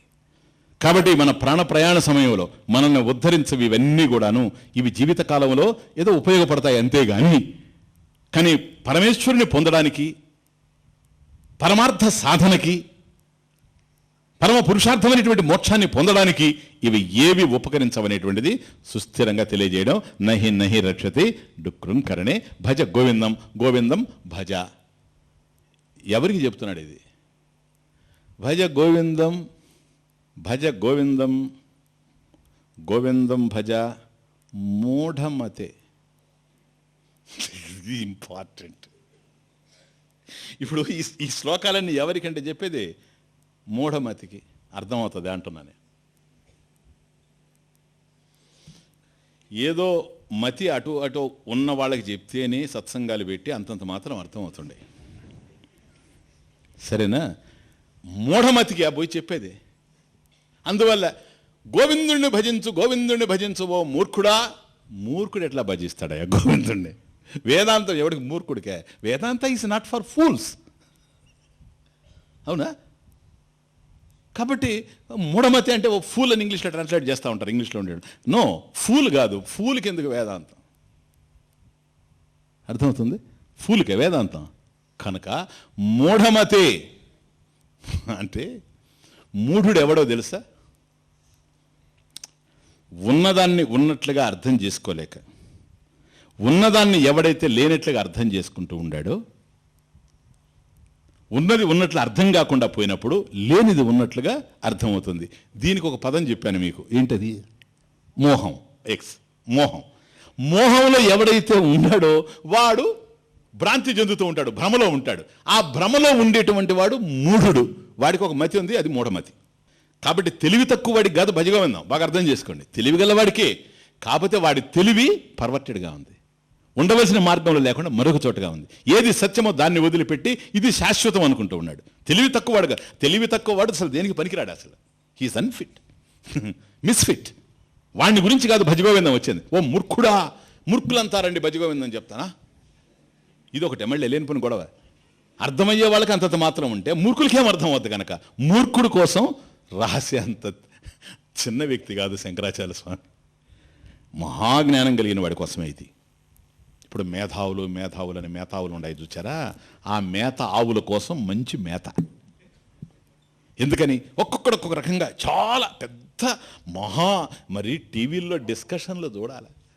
ఓరే నాయనో, ఇది ఏంటి అసలు? ఇది మీరేమంటారు? మీ అభిప్రాయం? నా అభిప్రాయం ఇది చండాల. అర్థమైంది? ఇప్పటికి నేను ఒక్కటి వినలా సరిగా. ఎప్పుడు అప్పుడప్పుడు వింటాను అనుకోండి, నేను రోజు వినేవాడిని కాదు. ఎందుకు చెప్తున్నాను మీకంటే, ఇటువంటి దారి తప్పిన వాళ్ళ కోసం ఇది భజగోవిందం. మీకు ఇది శాశ్వతంగా కనపడుతుంది, అది కాదు శాశ్వతం, ఇది శాశ్వతం. మీరు ఊహించే ధర్మాలు ఎట్లున్నాయి, అవి కాదు ఇది. కాబట్టి అలా ఎవడైతే భ్రాంతిలో ఉండాడో, భ్రమలో ఉండాడో వాడు మూఢుడు. ఆ మూఢుడికి ఉండేటువంటి మతి మూఢమతి. కాబట్టి ఓ మూఢమతి, అర్థమవుతుందే? నువ్వు ఒక రూఢమైనటువంటి మతిలోకి రా. అది కాదు కావాల్సింది మూఢమతి. భ్రమలో ఉండకు. ఆ భ్రమలో నీకు శ్రమలు తెచ్చి పెడతాయి. కాబట్టి భ్రమ నుంచి నువ్వు విడిపడు, భ్రాంతి నుంచి నువ్వు విడిపడు. శాంతికి పొందేటువంటి మార్గాన్ని సుగమం చేస్తాను రా. భజ గోవిందం. సంప్రాప్తే సన్నిహితే కాలి నహి రక్షతి. నువ్వు ఏదైతే ఆలోచిస్తున్నావో ఈ భ్రాంతులు, ఈ భ్రమలు, ఈ మోహాలు, ఈ మాయలు నిన్ను ఉద్ధరించవు అనేది ప్రధానమైన విషయం. ఇప్పుడు మీరు అనొచ్చు, స్వామిజీ బాగానే ఉంది కానీ శంకరాచార్యులు అంతటి వారు పోనీ ఏదో చెప్పచ్చు కదా, మూఢా అని తిట్టడం ఎందుకు? ఈ గురువులకి ఇది ఒకటి చిన్న కోపం కూడా ఉండేది. విశ్వామిత్రుడి నుంచి చూస్తూ ఉన్నాం. ఏదైనా నిజమే వాళ్ళు చెప్పేది కరెక్ట్గా ఉండొచ్చు. ఆ కరెక్ట్గా ఉన్నంత మాత్రాన్ని అట్లా తిట్టాలనా? సర్వజ్ఞ సర్వేశ్వర శంకరాచార్య రూపేణ అవతీర్య ప్రథమం జ్ఞాన సాధన వైరాగ్యం ఉపదిశన్. ప్రథమం జ్ఞాన సాధన వైరాగ్యం ఉపదిశన్. పరమ కారుణికత్వేన పితేవ స్వతనయం శిష్యం సంబోధయతి మూఢ ఇది. అదే విషయం. ఎందుకు మూఢుడు అన్నాడో తెలుసా? ఎవరన్నది? సర్వజ్ఞ సర్వేశ్వర. భగవాన్ సర్వజ్ఞ సర్వేశ్వర శంకరాచార్య రూపేణ అవతీర్య. సాక్షాత్ పరమశివుడే శంకరాచార్యుల వారి రూపంలో వచ్చి దేనికి వచ్చాడండి ఈయన? ప్రథమం, మొట్టమొదట జరుగుతున్నది ఏమిటో తెలుసా? జ్ఞాన సాధన వైరాగ్యం ఉపదిశన్. ఎందుకో తెలుసా? జ్ఞాన సాధన, భగవంతుడు ఉన్నాడు. ఎలా ఉన్నాడు? జ్ఞాన రూపంలో ఉన్నాడు. కాబట్టి జ్ఞానాన్ని పొందాలంటే వైరాగ్యం లేకుండా జ్ఞానాన్ని పొందేందుకు అవకాశం లేదు. భగవంతుణ్ణి పొందడానికి జ్ఞానం సాధన, జ్ఞానాన్ని పొందడానికి వైరాగ్యం సాధన. కనుక ప్రథమం అర్థమవుతుంది, జ్ఞాన సాధన వైరాగ్యం ఉపదేశం. దీనిని ఉపదేశించడానికి పరమ కారుణికత్వేన, మహాదయతో, పరమ కారుణ్యంతో ఏమంటున్నాడు తెలుసా? పితేవ స్వతనయం. తండ్రి తన బిడ్డని, కుమారుణ్ణి ఎట్లా అంటాడు? ఒరే మూర్ఖుడా అని అంటే తిట్టడం. అది పితేవా పితః ఏవా, తండ్రిలాగా స్వతనయం తన బిడ్డని ఎట్లాగైతే అంటాడో, పితేవా స్వతనయం శిష్యం సంబోధయతి మూఢః ఇది. కనుక అందువల్ల భజ గోవిందం, భజ గోవిందం, గోవిందం భజ మూఢమతే, గోవిందం భజ మూఢమతే. ఇది ద్వాదశ మంజరికా స్తోత్రం. మొదట మీకు వస్తాయి 13 శ్లోకాలు అయిపోయిన తర్వాత చతుర్దశ మంజరికా స్తోత్రం వస్తుంది. స్వామీజీ, అసలు ఈ పేరు ద్వాదశ మంజరికా స్తోత్రం ఇది స్తోత్రమా? భజగోవిందం భజగోవిందం భజగోవిందం ఇది ఉపదేశం. అర్థమవుతుంది? ఉపదేశో అభూత్ విద్యా నిపుణై శ్రీమత్ శంకర భగవత్ చరణై. ఆయన చేసిన ఉపదేశం ఇది. ఇది స్తోత్రం కాదు. శ్రీ రాఘవం దశరథాత్మజం అప్రమేయం లో సీతాపతిం రఘుకులాన్వయరత్నదీపం శాంతాకారం భుజగశయనం, ఇట్లాంటివన్నీ కూడాను మనకు స్తోత్రాలు. కానీ ఇక్కడ స్తోత్రం కాదు, ఉపదేశం ఇది. అందువల్ల భజగోవిందం భజగోవిందం అనడం వల్ల ఇది స్తోత్రం అని కొంతమంది అభిప్రాయపడితే, ఇది ప్రకరణ గ్రంథం అని కూడా చాలామంది అభిప్రాయపడ్డారు. అలా ప్రకరణ గ్రంథం అని అభిప్రాయపడ్డ వాళ్ళల్లో స్వయం ప్రకాశితి కూడా ఒకరు. ఆయనకు కూడా ఇది ప్రకరణ గ్రంథం అని. ఎందుకంటే జీవితానికి కావాల్సినటువంటి అనేక సత్యాలు మీకు బయటపడతాయి. ఆశ్చర్యంగా ఉంటాయి, ఆశ్చర్యంగా ఉంటాయి. అరే రే రే, దీన్ని నేను ఇలా ఊహించానే, ఇది ఇలాగా అనిపిస్తూ ఉంటుంది. జీవిత సత్యాలన్నీ మనకు తెలుస్తూ ఉంటాయి కనుక ఇది ప్రకరణ గ్రంథం అని కూడా తెలుసుకున్నా. కానీ దీనికి స్వామీజీ మంజరి అనేటువంటి సామ్యం, పోలిక, పూలగుత్తితో ఎందుకు పోల్చాల్సి వచ్చింది దీన్ని అని. యదా మంజరికా అవలోకన మాత్రేణ చిత్తం ప్రసాదయతి ఏవం ప్రకరణమపి శ్రవణాదేవ వైరాగ్య జ్ఞాన ద్వారా చిత్తం ప్రసాదయతి. అథవా మంజరీ మకరంద ద్వారా భ్రమరాన్ ప్రణయతి తథా శిష్యాన్ ప్రణయతి. తస్మాత్ మంజరీ సామ్యం ప్రకరణస్య ఉపపన్నం ఏవ. Supporting logic. ఎందుకు దీనికి మంజరి, ద్వాదశ మంజరికా స్తోత్రం అని వీట. యథా మంజరికా అవలోకన మాత్రేణ చిత్తం ప్రసాదయతి. ఒక పూల గుత్తిని చూచామనుకోండి, అందమైనటువంటి పూలు ఉండేటువంటి ఒక పువ్వు గుత్తి ఏదైతే ఉందో, ఆ పూల గుత్తిని చూడగానే, బంచ్ ఆఫ్ ఫ్లవర్స్, ఒక చూడగానే ఎట్లా ఉంటుంది మనకు మనసు? చిత్తం ప్రసాదయతి. పేడని చూస్తే. అందువల్ల మనం కూడా ఇతరులకు ఎట్లా కనపడాలి, అట్లాగో ఇట్లాగో ఆలోచించుకోవాలి. అది అట్లాగా కనపడాలన్నా ఇట్లా కనపడాలన్నా? నో, వస్తువులే కాదు, విషయాలు ఉంటాయి. కొందరిని చూస్తే భయం వేస్తుంది చూడాలంటే. ఎందుకు తెలుసా? భగవంతుడు అందరికీ ఆనందంగా ప్రశాంతంగా ఉండేటువంటి ముఖం ఇచ్చాడు. మనం ఏదో చేసుకుంటే పాడైపోతుంది. అలా చేసుకోకుండా ఉండడానికి భజగోవిందం ఉపయోగపడుతుంది. భజగోవిందం అర్థమైన తర్వాత ప్రశాంతంగా మనిషి జీవించవచ్చు. ఏమో అనుకుంటున్నానే, చూద్దాం, ఒక వారమే కదా. లేకపోతే ఇంకోటి వస్తుంది, మళ్ళీ అది అయిపోతే ఇంకోటి ఎత్తుకుంటాను, మళ్ళీ ఇంకేం చేస్తాను. వినే ఓపిక మీకుంది, చెప్పే సహనం నాకుంది. కాబట్టి మంజరి అనేటువంటిది, మంజరికా సామ్యం ఏమిటి అంటే, యదా మంజరిక అవలోకన మాత్రేనా, అదే ఆ యొక్క పూల గుత్తిని చూడగానే చిత్తం ప్రసాదయతి, ప్రసన్నంగా ఉంటుంది. ప్రసాదయతి ప్రసన్నత. కాబట్టి మనసు ప్రశాంతంగా ఉంటుంది పూల గుత్తిని చూడగానే. వీలైతే దాని మీద పాటలు కూడా వస్తాయి, కవులైతే. అర్థమవుతుంది? కాబట్టి చిత్తం ప్రసాదయతి, మనసు ప్రసన్నంగా ఉంటుంది. ఏవం ఇలాగే ప్రకరణమపి, ఈ ప్రకరణ గ్రంథం ఏది భజగోవిందం ఏదైతే ఉందో, శ్రవణ మాత్రాత్ ఏవా, కేవలం దాన్ని మనం అధ్యయనం చేయగానే, ఒక గురుముఖత వినడం కానీ, ఏ విధంగా దాన్ని శ్రవణం చేయగానే ఏం జరుగుతుందో తెలుసా? వైరాగ్య జ్ఞాన ద్వారా చిత్తం ప్రసాదయతి. ఏమవసరం లేదు. వింటుంటే చాలు చక్కగా దాని గురించి. సంప్రాప్తే సన్నిహితే కాలే నహి నహి రక్షతి డుకృంకరణి. సంప్రాప్తే సన్నిహితే కాలే నహి నహి రక్షతి డుకృంకరణి.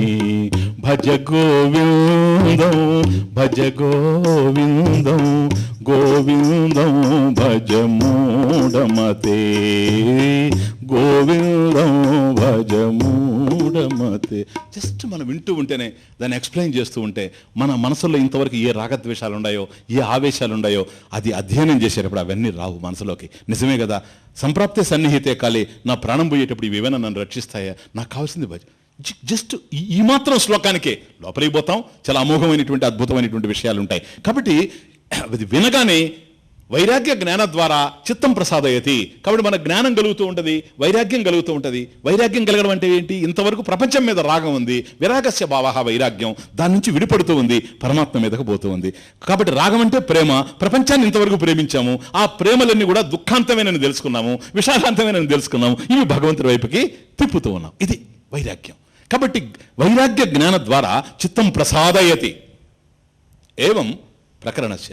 కాబట్టి ఎట్లాగైతే పూల గుత్తిని చూడగానే మన మనసు ప్రశాంతంగా ఉంటూ ఉందో, ప్రసన్నంగా ఉంటూ ఉందో, అట్లాగే ఈ ద్వాదశ మంజరికా స్తోత్రం, చతుర్దశ మంజరికా స్తోత్రం, దీన్ని చూడగానే మన మనసు ఎంతో ప్రశాంతతని పొందుతుంది. అథవా నెక్స్ట్ ఏమిటో తెలుసా, మంజరి మకరంద ద్వారా భ్రమరాన్ ప్రేణయతి.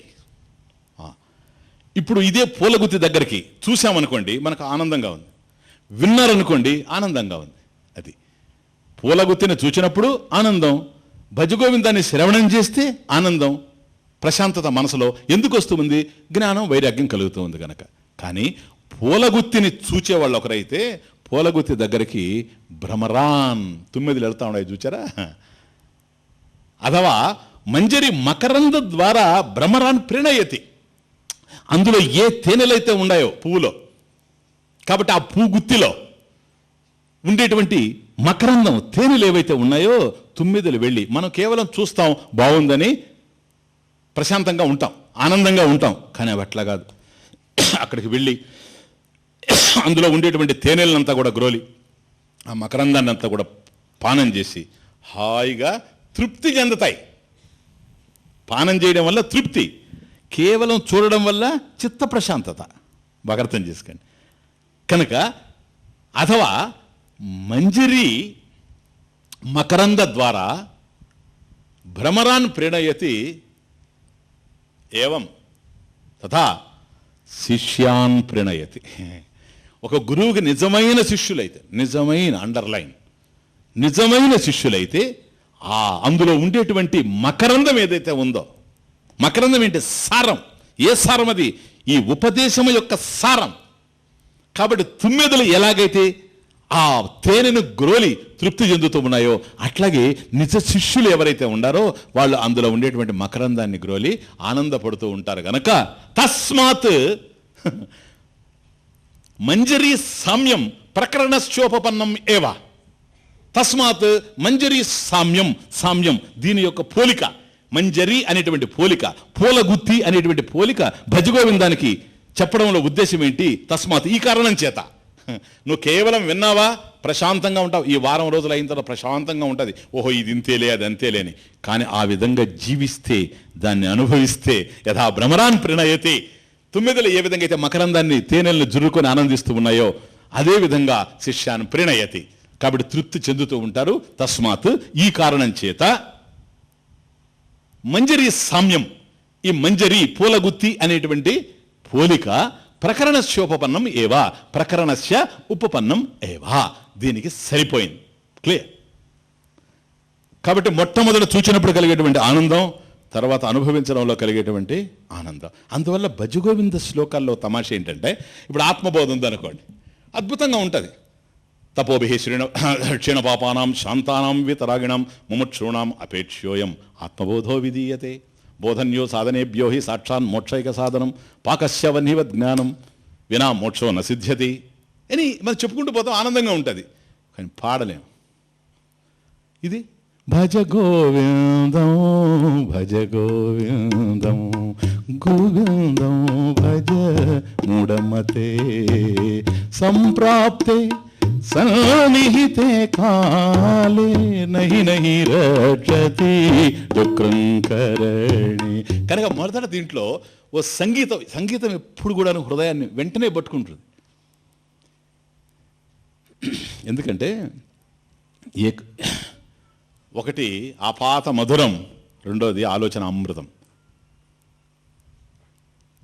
సంగీతంచ సాహిత్యంచ సరస్వత్యాః స్తనద్వయం ఏకమాపాత మధురం అన్యదాలోచన అమృతం. ఆ తల్లికి మనం ఎట్లాగైతే తల్లి దగ్గర పాలు తాగుతూ ఉంటామో, తల్లి దగ్గర పాలు ఎట్లాగైతే తీసుకుంటూ ఉన్నాము, ఒక్కోసారి ఇక్కడ పాలు, ఒక్కోసారి ఈ పక్క పాలు తల్లి ఇస్తూ ఉంటుందో, అట్లాగే ఆ మహా శారదామాత మనకు ఒకవైపు నుంచి సాహిత్యం అనేటువంటి క్షీరాన్ని, ఒకవైపు నుంచి సంగీతం అనేటువంటి క్షీరాన్ని.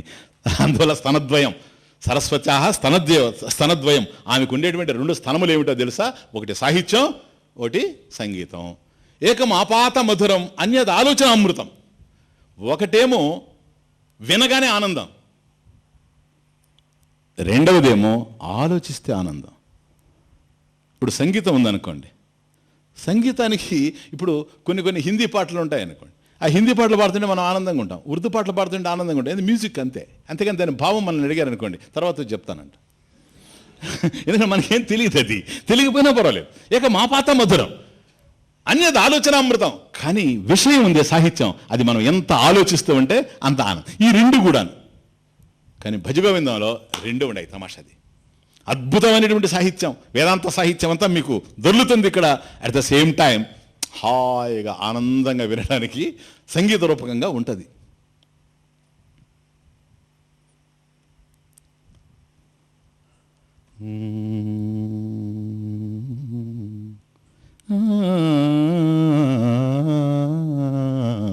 కర్ణం గతం సుష్యతి కర్ణ ఏవా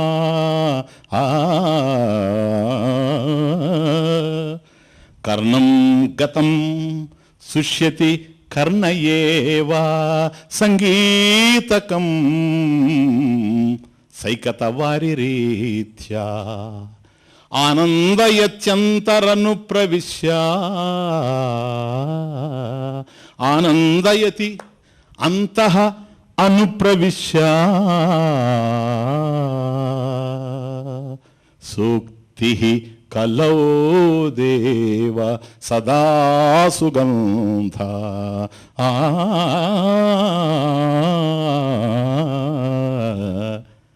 ఒక అద్భుతమైన శ్లోకం ఇది. శివలీలార్ణవం అనేటువంటి గ్రంథంలో అది. శివలీలార్ణవం విన్నారో లేదో మీరు తెలియదు. ఇది ఒక అందమైన స్తోత్రం శివుడి మీద. దాంట్లో ఈ శ్లోకం ఎట్లాంటిదంటే, కర్ణం గతం సుష్యతి కర్ణ ఏవ సంగీతకం సైకత వారి రీత్యా. ఇప్పుడు సంగీతం ఎట్లాంటిదంటే, భజగోవిందానికి చాలా వెరీ ఇంపార్టెంట్, మంచి శ్లోకం జ్ఞాపకం వచ్చింది. కర్ణం గతం. ఇప్పుడు నేను పాడుతున్నాను అనుకోండి ఏదన్నా, అది ఎక్కడ పడుతుంది? వచ్చి ముక్కులో కాదు కదా, చెవులు అనుకోండి. అది చెవిలో పడుతుంది. కర్ణం గతం. ఆ చెవిలో పడినటువంటి సంగీతం ఏదైతే ఉందో అది ఎక్కడ అసలు ఇంకిపోయేది? సుష్యతి, ఇంకిపోతా ఉంది. ఎక్కడ? కర్ణయేవా. అదే అద్భుతమైన శ్లోకం. కర్ణం గతం సుష్యతి కర్ణయేవ సంగీతకం. అదేడ సంగీతం ఏదైతే ఉందో అది చెవిల్లో వచ్చి పడుతుంది. చెవిల్లో వచ్చి పడిన తర్వాత ఎక్కడికి మళ్ళీ ఇక్కడి నుంచి పోయి ఎక్కడికో కాదు, ఇక్కడే ఇంకిపోతుంది. ఇంకిపోద్ది ఎక్కడ? చెవిలోనే. అందువల్ల మనం అంటూ ఉంటాం, అక్కడ ఆ రోజు విన్నానండి, ఆ ఉపన్యాసం విన్నాను, లేదా సంగీతం విన్నాను, ఆ పాట విన్నాను, ఇంకా నా చెవిలో మారుమోగతానే.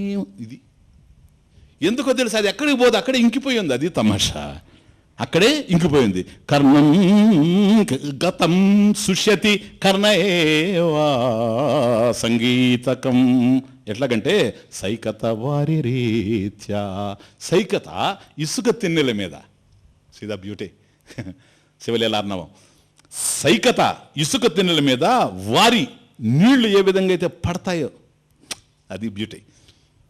ఇప్పుడు నీళ్లు పడ్డాయి అనుకోండి, వర్షం పడింది అనుకోండి, కొద్దిగా కొన్ని జల్లులు పడ్డాయి, అది ఇసుక ఉండేటువంటి చోట పడింది అనుకోండి, ఇసుక తిన్నెల మీద పడింది, ఎక్కడికి పోద్ది అది? అక్కడే ఇంకిపోతుంది. తమర్చండి, అక్కడే ఇంకిపోద్ది. కాబట్టి సైకత వారి రీత్యా వారి ఆ జలం ఏదైతే ఉందో, నీరు, అది దీని మీద పడిన తర్వాత అక్కడే ఎట్లాగైతే ఇంకిపోతా ఉందో, సంగీతకం, ఈ సంగీతం ఏదైతే ఉందో, శ్రావ్యమైనటువంటి సంగీతం ఏదైతే ఉందో, కర్ణం గతం సుష్యతి కర్ణయేవ. కాబట్టి ఇసుక తిన్నెల మీద పడినటువంటి నీరు, ఆ జల్లులు ఏవైతే ఉన్నాయో ఆ ఇసుకలోనే ఇంకిపోయినట్టుగా చెవిలో ప్రవేశించినటువంటి సంగీతం, మధురమైనటువంటి సంగీతం చెవిలోనే ఇంకిపోతా ఉంది. ఇంకా తమాషా చూడండి తర్వాత, ఆనందయత్యంతరను ప్రవేశ. శివుడిని ప్రార్థించడం ఇది. ఆనందయతి అంతః అనుప్రవిశ్య సూక్తి, స్తోత్రం.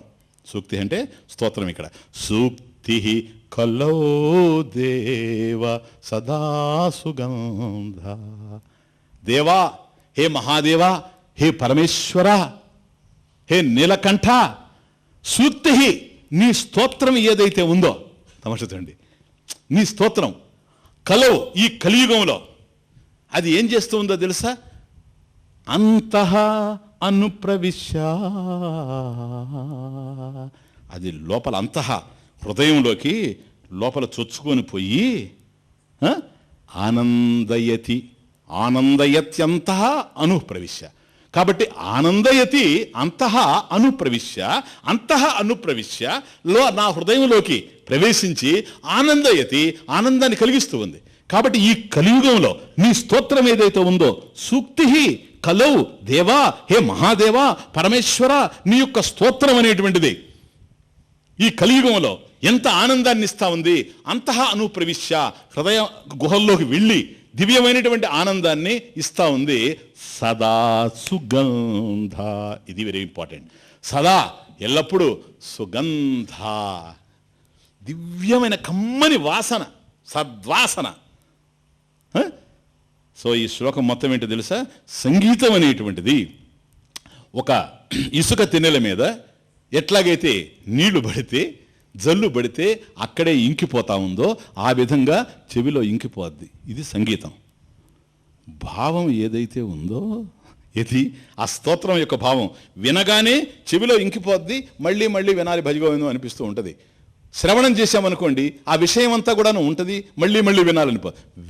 ఏదైతే సారం ఉందో ఇది లోపలికి దిగుతుంది, ఇంకిపోతా ఉంది కదా, లోపలికి దిగుతూ ఉంది. కాబట్టి అది దిగడం వల్లనే, ప్లీజ్, అది దిగడం వల్లనే ఆనందయతి, ఆనందం కలుగుతూ ఉంది. ఎందుకు ఆనందం కలుగుతా ఉంది నీకు? సదా సుగంధ. మీరు ఎప్పుడన్నా చూడండి,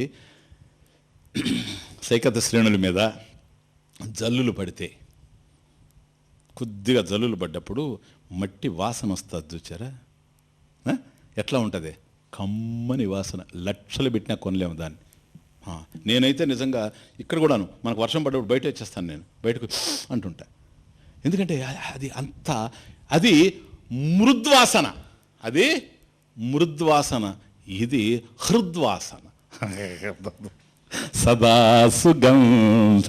హే భగవాన్, ఎందుకనే తెలుసా? ఇది హృద్వాసన ఎందుకని అంటున్నానంటే, ఇది నీకు సంబంధించిన వాసన సారిది అయ్యా, తమరిది.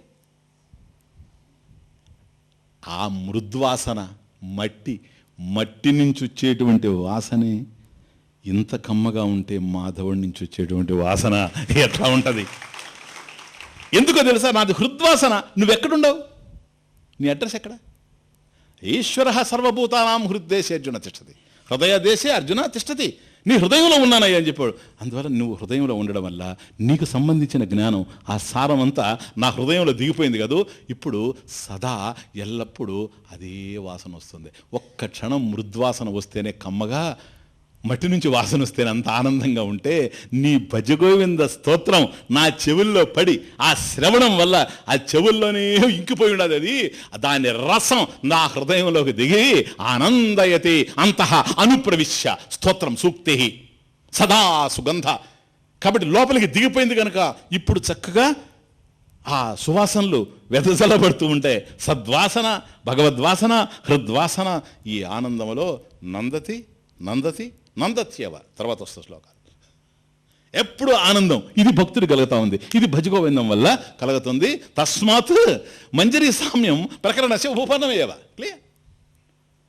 ఇంత అందమైనటువంటి పరిస్థితి ఇక్కడ జరుగుతూ ఉంది. హే భగవాన్, భజ గోవిందం, భజ గోవిందం, గోవిందం భజ మూఢమతే సంప్రాప్తే సన్నిహితే కాలే నహి నహి రక్షతి డుక్ృంకరణే. అది అక్కడ భజ గోవిందం, భజ గోవిందం, గోవిందం భజ మూఢమతే సంప్రాప్తే సన్నిహితే కాలే నహి నహి రక్షతి డుక్ృంకరణే. అది అక్కడ డుక్ృంకరణే అంటే వ్యాకరణ సూత్రాలు అవసరం లేదు. ఇది ఒక వ్యాఖ్యానం.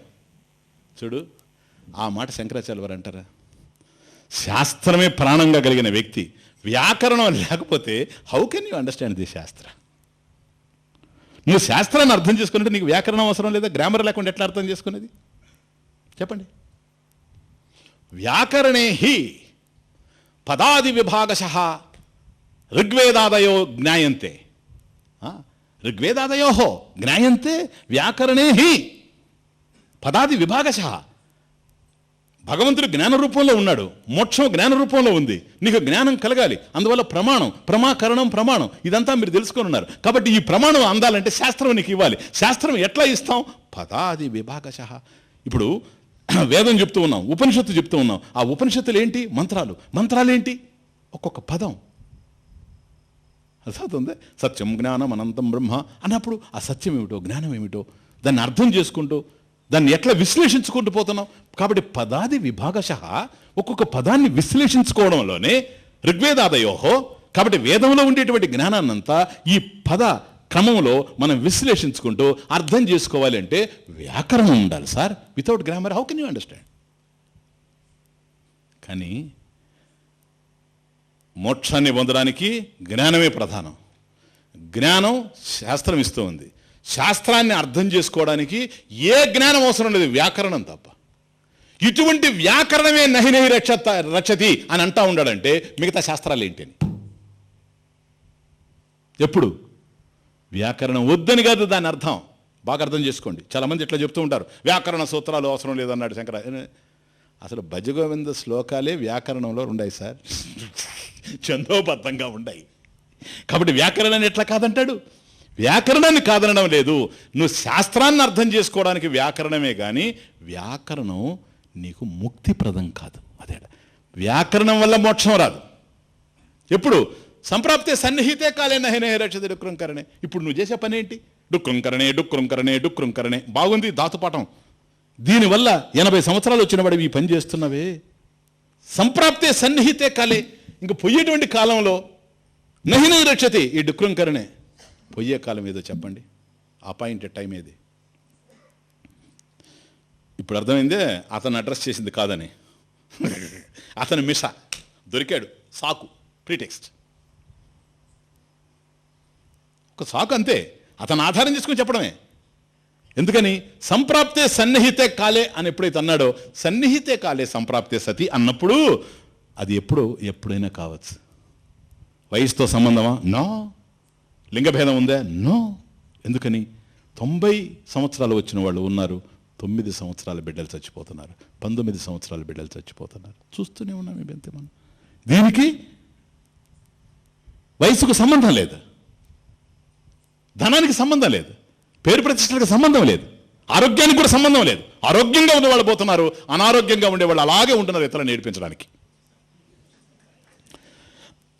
దీన్ని బట్టి చూస్తే మనకి ఏమనిపిస్తుంది? చావు అనేటువంటిది వీటి దేని మీద కూడా ఆధారపడి లేదు, ఎప్పుడైనా రావచ్చు. ఎవరికి? జన్మనెత్తిన ప్రతి ఒక్కడికి. జన్మనెత్తిన ప్రతి ఒక్కడికి మరణం ఎప్పుడైతే ఉందో అది ఎప్పుడైనా రావచ్చో, జన్మించిన ప్రతి వ్యక్తికి భజగోవిందం అవసరమై ఉంది. నిన్ను రక్షించేది ఎవరయ్యా? రక్షించేది ఎవరు? ఇప్పుడు అందుకని సంప్రాప్తే సన్నిహితే కాలే నహి నహి రక్షత. అది అక్కడ. ఇప్పుడు యముడు వచ్చాడు అనుకోండి, ఇప్పుడు మనం ఏం చేస్తాం? ఈయన డుక్ృంకరణే. అప్పుడు అన్నాడు, ఉండండి సార్ డుక్ృంకరణే వినిపిస్తాను అన్నాడు. యముడు అంటాడు, అసలు నాకు అది మొదలే తెలుసు, నువ్వు పుట్టక ముందే తెలుసు, నువ్వు రాపోదాం రా. వీటి కోసం మనం సంగీతం, నేను సంగీతం. యముడు వచ్చాడు అనుకో, ఏమా ఒక్క పాట పాడినా అక్కడే పోయి పాడుకుంటావురా. ఎందుకో తెలుసా? పాట పాడడానికి నోరు పెగలదు సార్, సంప్రాప్తే సన్నిహితే కాలే. ఓ సంగీత విద్వాన్, సంప్రాప్తే సన్నిహితే కాలే. నువ్వు ఎంత విద్వాంసులైనా నోరు పెగలదు, పాట రాదు. నువ్వు మహా నృత్యం చేయగలిగిన కాళ్ళు చేతులు కదలవు. కంప్యూటర్ నేర్చుకుంటా, అబ్బా నేర్చుకో, కానీ సంప్రాప్తే సన్నిహితే కాలే. కంప్యూటర్ కుదరదు సార్. ఎందుకో తెలుసా? మనసే పనిచేయదు సార్. అది సార్ సన్నిహితే కాలే. మనసు పనిచేస్తే కదా కంప్యూటర్లో.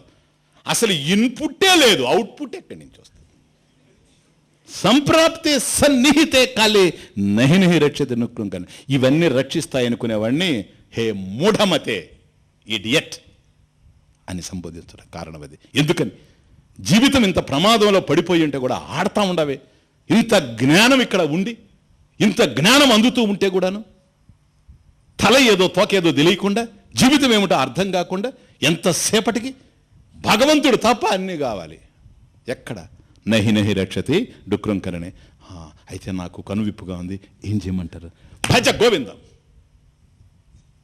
భజ గోవిందం. చూడండి, ఇప్పుడు చెప్పాల్సి వచ్చింది. తమాషా ఏంటంటే ఇంత వ్యాకరణం అదంతా చదువుకున్న తర్వాత ఇప్పుడు చెప్పాల్సి వచ్చింది. చూడండి తమాషా చూశారు. ఆ పండితుడికి వైయాకరణికి భజ గోవిందం అని చెప్పాల్సి వచ్చింది. ఎందుకో తెలుసా? ఎవడికి చెప్పాలి? అన్నం తిను అనేది ఎవడికితో? ఎవడు ఇంకా తినలేదు అంతేనా? చేయగడిగేవాడుతున్నా. ఎవడో చేయగడుకొని వచ్చాడు, పోండి సార్ భోంచేయండి సార్. ఇది మళ్ళీ లిప్ సింపతి. ఇది వాడంటే చేది గడుగుతున్నాను కదా, నీకు అర్థమవుతుంది కదా. కాబట్టి అన్నం తినమని ఎవరికి చెప్తామంటే ఎవడు తినడం లేదు. అందుకని గోవిందుని భజించని చెప్పేది ఎవడికంటే ఎప్పుడూ ఆ ధ్యానంలో ఉండేవాడికి కాదు. ఎవడైతే ఆ భాగ్యానికి నోచుకోలేదో వాడికి గోవిందం భజ, భజించు. భజ సేవాయాం ధాతు. భజించడం అంటే భగవంతుడిని సేవించడం. ఏ విధంగా అయినా అర్థమైందే. శ్రవణం కీర్తనం విష్ణో స్మరణం పాదసేవనం అర్చనం వందనం దాస్యం సఖ్యం ఆత్మనివేదనం. ప్రహ్లాదుడు ఏవైతే చెప్పాడో ఈ 9 లక్షణాల్లో ఈ భక్తి మార్గాలు ఏదైనా చేసుకో, అది సేవ కిందకు వస్తుంది. అది భజ, భజ సేవాయాం. కాబట్టి భగవంతుడికి నవవిధ భక్తులు ఏవైతే మనం చేస్తూ ఉన్నామో ఈ భక్తి 9 రకాలైనటువంటి భక్తి, ఇదంతా కూడా సేవ. ఏదో ఒక సేవ. గోవిందం భజ, గోవిందం భజ. ఎందుకో తెలుసా? జ్ఞాన రూపంలో ఉన్నాడు. అందువల్ల కేశవం భజ అనొచ్చు, గోవిందం భజ. ఎందుకంటే ఆచార్యులు వారు, శంకరాచార్యులు వారు, చిన్న విషయం కాదు ఇదే. గోవిందం భజ. ఎవరు? గోవిందుని భజించు. ఎందుకని? గోభి వేదాంతవాక్యై ఏవా వింద్యతే లభ్యతే ఇది గోవింద. గోవిందుడంటే ఎవరో తెలుసా? గోభిహి వాణిభిహి. గో అంటే వాక్కులచే, వింద అంటే పొందబడేవాడు, గోవింద. కాబట్టి కేవలం శబ్దం ద్వారా అందేవాడు. అర్థమవుతుందా మీకు? అది గోవింద శబ్దం. కాబట్టి గోభిహి వాణిభిహి వేత్త. అట్లా నువ్వు తెలుసుకోవాలి భగవంతుణ్ణి. ఎందుకని? భగవంతుడు మోక్షరూపుడే గనక, మోక్షం జ్ఞాన రూపంలో ఉంది గనక, జ్ఞానం శబ్ద రూపంలో ఉంది, ప్రమాణం గనక. కాబట్టి గోభిహి వేదాంత వాక్యేహి. కాబట్టి ఆ వాక్కులేంటి? వేదాంత వాక్యులు. అంటే అహం బ్రహ్మాస్మి, తత్వమసి అన్నీ. ఇప్పుడు మనం తైత్రీయం చూసారా? అదంతా కూడాను. కాబట్టి ఆ యొక్క వాక్యాల ద్వారా ఏ పరమేశ్వరుడైతే నీకు తెలియబడుతూ ఉన్నాడో అతడు గోవిందుడు. దాని చేత లభ్యతే ఇతి, వింద్యతే లభ్యతే ఇతి గోవింద. అందువల్ల ఆచార్యుల వారు బోధించడం గనక గోవిందనామాన్ని ఎందుకు ఇక్కడ అన్నాడు అని అంటే, గోవిందనామంలో కేవలం జ్ఞానపూరితమైనటువంటిది, జ్ఞానం ద్వారానే తెలియబడేటువంటి వాడు గనక గోవింద. విష్ణు సహస్రనామంలో 2 చోట్ల వస్తుంది గోవింద, 2 చోట్ల వస్తుంది. ఒక 150 నామాలు దాటిన తర్వాత ఫస్ట్ వస్తుంది, 550 నామాలు దాటిన తర్వాత వస్తుంది, 520 దాటిన తర్వాత. మహీశ్వాసో మహీభర్త శ్రీనివాస సతాంగతి అనిరుద్ధ సురానందో గోవిందో గోవిదాంపతి. గోవింద మహావరాహో గోవిందో సుషేణ కనకాంగది. అక్కడ మళ్ళీ 500 నామాలు దాటిన తర్వాత. కాబట్టి గోవింద గోవింద. ఒక్కసారి అనొచ్చు, 2 సార్లు. అందుకనే ఇప్పటికి కూడా అదే సంప్రదాయం నడుస్తూ ఉంది. మీరు అక్కడికి వెళ్ళారు అనుకోండి, గోవిందా అనరు, గోవిందా గోవింద. తిండి తినేటప్పుడు కూడాను భోజన కాల మధ్య గోవిందా గో. కానీ తమాషా ఏంటి తెలుసా? అప్పుడు గోవిందా గోవింద. ఇది ఎందుకో తెలుసా? గోవిందా, హే భగవాన్. ఇది మొదట ప్రార్థన. ఫలితం ఏంటో తెలుసా? అక్కడే సాధ్యం, అక్కడే సాధన, అక్కడే. గోవిందా భగవంతుని పిలవడం. గోవింద ఎక్కడ ఉండేది? భగవంతుడు హృదయం. అందుకని కళ్ళు మూసేస్తారు ఎప్పుడు కూడా. కళ్ళు తెరిచి గోవిందా అని పిలుస్తారు, కళ్ళు మూసి గోవిందా అని ఆనందిస్తారు. నువ్వు కళ్ళు తెరిచి గనక ఏ వైపు? సత్యం వైపు. ఇప్పుడు తెరిచున్నాం, అసత్యం వైపు డుక్రుంకరణే. ఇదొద్దు. భగవంతుడి వైపు గనక కళ్ళు తెరిచి గోవిందా అని పిలిచావా, ఆ తర్వాత కళ్ళు మూసిన భగవంతుడే ఉంటాడు. గోవింద నామస్మరణ, గోవిందా గోవింద భోజన కాలం మధ్య. ఎందుకో తెలుసా? ఇది కూడా అదే. భోంచేస్తా ఎందుకు గోవింద 2 సార్లు తెలుసా? గోవింద ఏ బల్లి పడిందో అదాడు. ఎవడికి తెలుసా? ఏదో తెచ్చి పెడతారు, తెచ్చినప్పుడు వేడిగా ఉంటుంది. ఆ తర్వాత ఎంత వాడిందో వెనక, ఏమేమి వాడిందో. ఇక్కడేమో వేడి ఉంది, అక్కడ ఏమేమి వాడింది. ఇది అర్థం కాకపోతే బ్రతుకు ఓడింది. అందువల్ల గోవింద గోవింద. అది బాగానే ఉన్నా తినేటప్పుడు దారి దప్పి గనక విండు పైపులోకి వెళితే కొద్ది వెళ్ళినా గోవింద. అందువల్ల గోవింద గోవింద. భగవంతుడు గోవింద గోవింద. బాహ్యంలో గోవిందుడే, ఆంతర్యంలో గోవిందుడే. అందువల్ల విష్ణు సహస్రనామంలో గోవింద గోవింద అర్థమవుతుంది. 2 సార్లు అనడంలో ఉద్దేశం అది. కాబట్టి భజ గోవిందం. కనివయ్యా మిస్టర్ డుక్రుంకరణే, ఇవన్నీ ఉపయోగం లేదు. ఇవన్నీ నహి రక్షతే డుక్రుంకరణే. కానీ తమాష ఏంటంటే, ఈ కాకరకాయ అండ్ కీకరకాయ ఉంటుంది చూసారా? తెలుసు కదా మీకు. అది చదవక ముందు కాకరకాయ, చదివిన తర్వాత అది. ఎందుకంటే వాడికి ఏం రాదు కనుక 5వ తరగతి వాడిని ఇది ఏం కాయ అంటే కాకరకాయ అంటాడు. ఈయన బిఏ అయిన తర్వాత కాకరకాయ అబ్బా హాయ్ అది ఇది హాయ్ స్వామీజీ మీరు బచ్చికామెంతని చెప్తారా స్వామీజీ అంటే వాడు ఏదో చెప్తా. నువ్వు చెప్పేది మాత్రం కాదు, కానీ నేను ఏదో చెప్తాను.